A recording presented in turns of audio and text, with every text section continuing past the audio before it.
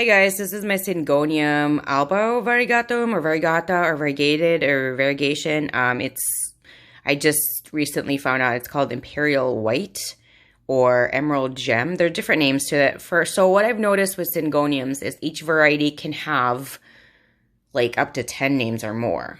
It just depends on the location in the world. Some nurseries like to have different gimmicky nicknames to kind of sell more. So that's why there are different names to them. I definitely have fallen in love with Syngoniums, and this is definitely my favorite plant currently. And the reason for that is that there's so many different varieties. And to me, even though I did have a learning curve on how to care for them, they're somewhat slightly easy to care for. So I really, really love it. And this is my second type of plant that has the very light or white variegation. The first one I've ever had is the Ficus elastica tiniki, which is that the white, it has white variegation. The difference is that the leaves for a ficus is about 4 to 5 times thicker than a Syngonium. A Syngonium is very, very thin. And that is why my leaves here are all beaten up. The reason I wanted to update this particular plant is because I clipped this yesterday. I clipped it yesterday because I want to have more of this, obviously. I want to fill this pot, or maybe a bigger pot, like an 8-inch pot, because this isn't a 6-inch pot. And I also want them to not really have all of these issues. Like I had to trim the leaf. This was, I thought, due to light burning. I think it's a combination of light burning as well as it got too dry. So what I've noticed with the Syngonium albo for this particular one, because I don't have any other albos, in regards to Syngoniums, is they can get very, very thirsty really quickly. And that's the reason why they burned so much. The other ones that I did clip don't really have this issue because I learned what I did wrong. And also some of these leaves were kind of old. They were from before I got them. So when they reached me, different environment, and some of them already had like tiny marks, of course they got worse because it's a new environment and they have like a shock. Just so you know, when you do bring a plant home, they will always have shock. And that is because plants aren't really naturally they're not supposed to really be moving around. In nature, they just stick to one spot, right? So when you move them, they will get some kind of shock. So I always add something in my watering to prevent the shock effect. And everything that I do use to water this particular plant will be down in the description section. So do check that out if you are interested in what I do use. All my social media accounts are in the description section as well. So if you want to connect there, feel free to do that. I hope you enjoy my video. You're going to hit the like, subscribe, and of course the bell so you're notified every single time I do upload a new video. Now I'm going to talk about the light, water, and the soil. So for this one, this sits about, I would say, a foot away from an east-facing window. I never put her directly in the next to a window, regardless of the season, because she can burn due to her leaves. Her leaves are very, very thin, and the only other plant that I do have that is a white or very pale variegation is the Ficus elastica tiniki, and that one is thicker. The leaves are slightly thicker, so there is I do put that directly in front of an east-facing window, and when I did test it out in the beginning, it was working.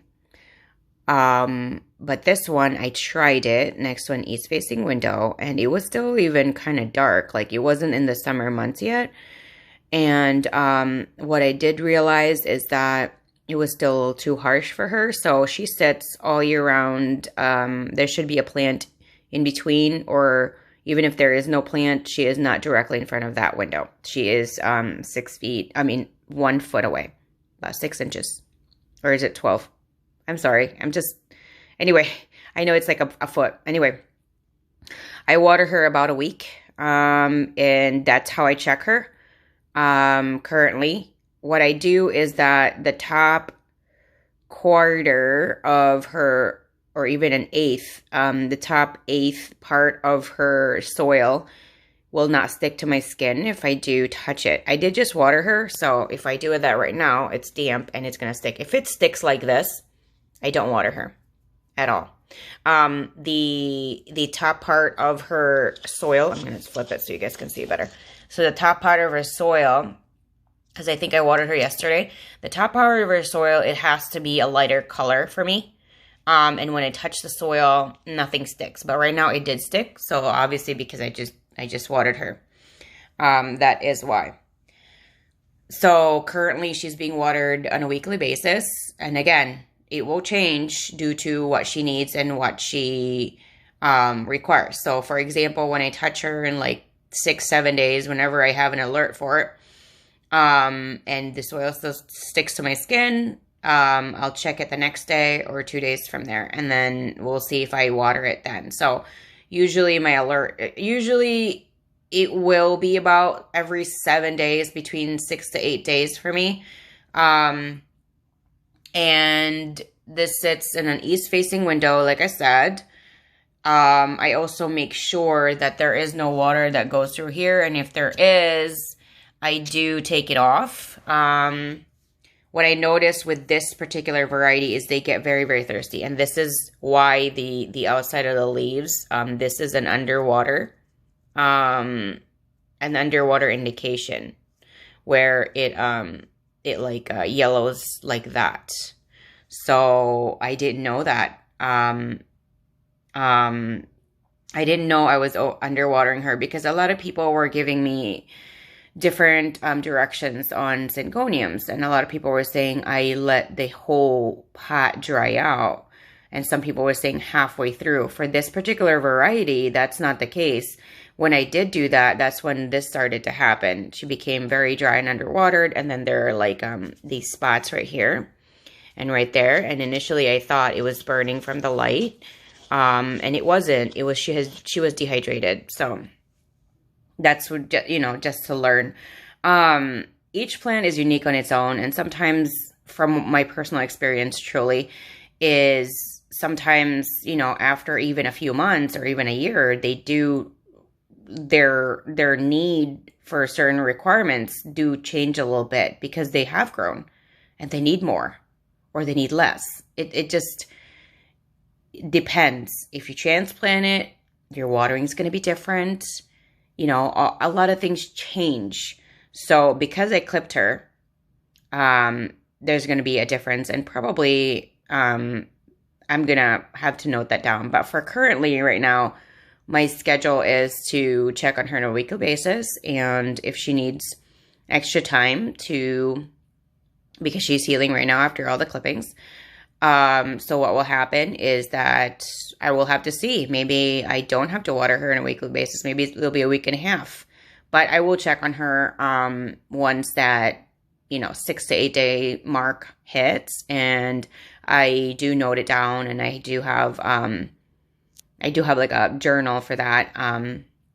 So, I can look back and what happened, and I do note down when I clip her. That was the first time I've ever clipped her before. I've been wanting to clip this plant because, there's been issues on the leaves, and I would prefer to make her look like she doesn't have any issues. So I'm hoping, the other ones will take. And the soil that I do use is not really a specialty soil. I use Schultz potting soil. I really, really love that soil. That's my favorite soil. And if you don't have it in your area, I would suggest find a different, just a really good, reliable brand. I would not recommend Miracle-Gro because I've had fungus gnats and actually root rot with Miracle-Gro. So I don't know what it is. I used to be such a Miracle-Gro loyal customer, and then someone mentioned in one of my plant groups that they changed their system a few years back, and that's probably why. It was like night and day. It used to be really great, and then they changed something, and of course it doesn't work out for me now. So I love Schultz. It's just a regular house or indoor potting soil that I do use. Nothing special. I don't add anything else. I do add earthworm casings when I do transplant them, and sometimes, you know, like when the soil goes down, I do add some of that. The thing that I can suggest with earthworm casings can hold on a ton of moisture in the top. So when you do water, sometimes you have to put your finger deeper to see if it is very dry underneath it, because it can be misleading. And if the top part where the earthworm casings are, unless you mixed it within the soil, and it's not just the top layer, I do both, what will happen is that it can have like mold, because earthworm casings can hold a ton of moisture too. And so it's a little misleading. So if you're new to earthworm casings, sometimes you just got to pay attention and you just got to learn with it. From what I've noticed, I have done mix it with the soil. So the entire pot has it, and I also put it on the top after. And I've also done it just the top. It's when I'm adding, when I don't need to transplant the plant, and the soil up here has gotten really, really low, and I add soil and I add earthworm casings, and I just don't mix them. I just put soil and then earthworm casings. The reason I prefer the earthworm casings on the top is because every time I water, the nutrients go down. That's just me. You don't have to do that. That's just my personal preference. So what I would suggest, if that does happen, you can lower the volume and it should be fine. And if you don't like the white look, obviously nobody likes, having mold. You can either take that off and replace it, or what I usually do is I just flip it over. When you flip it over, it just kills all of that and you don't get to see that anymore. It's not there. It just dies. And you don't have to waste it and add more. That's what I do. So I hope you enjoy my vlog. I hope I enjoy my update on this particular plant. And if you guys have any questions, comments, suggestions on this particular plant, let me know down in the comment section. If you want to chit-chat about this particular plant, let me know down in the comment section as well. If you want to talk about this particular plant, just a chit-chat, let me know down in the comment section as well. Thank you guys so much, and I'll see you guys again next time. Bye.